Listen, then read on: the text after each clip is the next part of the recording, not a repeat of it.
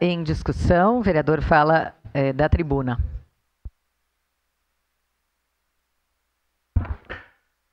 Bom dia, presidente. Bom dia, vereadores. Bom dia, moradores do bairro Planalto. Primeiro, quero dar os parabéns, de fato, e de forma sincera, que vocês estão aqui. Que mais pessoas pudessem sempre, ou que tivessem a disposição de vir sempre quando as suas demandas não são atendidas, independente de lado.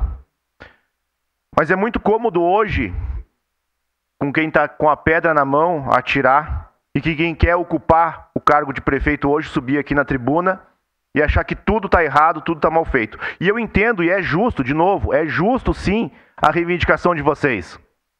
Mas o que era mais cômodo para o prefeito?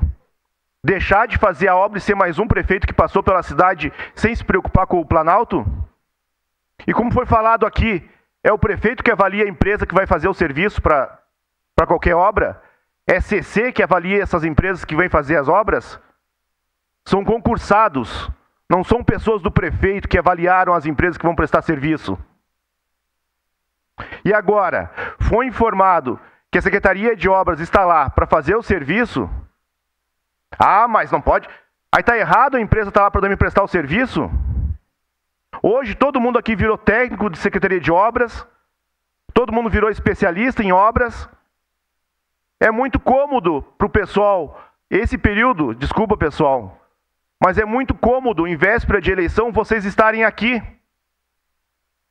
É muito cômodo para estar aqui, falar, usar a pauta de vocês para apedrejar o prefeito. Não é que o prefeito não tenha os defeitos, a prefeitura não tenha defeitos. Quem passou até hoje, quem vai vir que não vai ter defeitos, o serviço por deixar de fazer?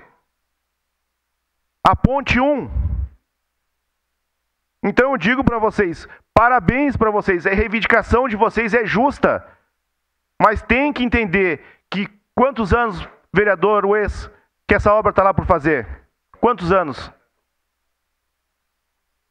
Mais de 40 anos. Infelizmente, a empresa que veio prestar o serviço não fez, abandonou e está sendo cobrada judicialmente por isso.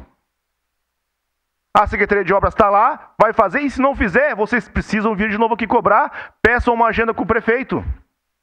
Quem pode fazer é o prefeito, agora, através de uma licitação da Secretaria de Obras. Mas permaneçam isso e saibam entender quem está usando a demanda de vocês a qualquer custo, sendo feita ou não, por causas políticas, isso vocês têm que entender também.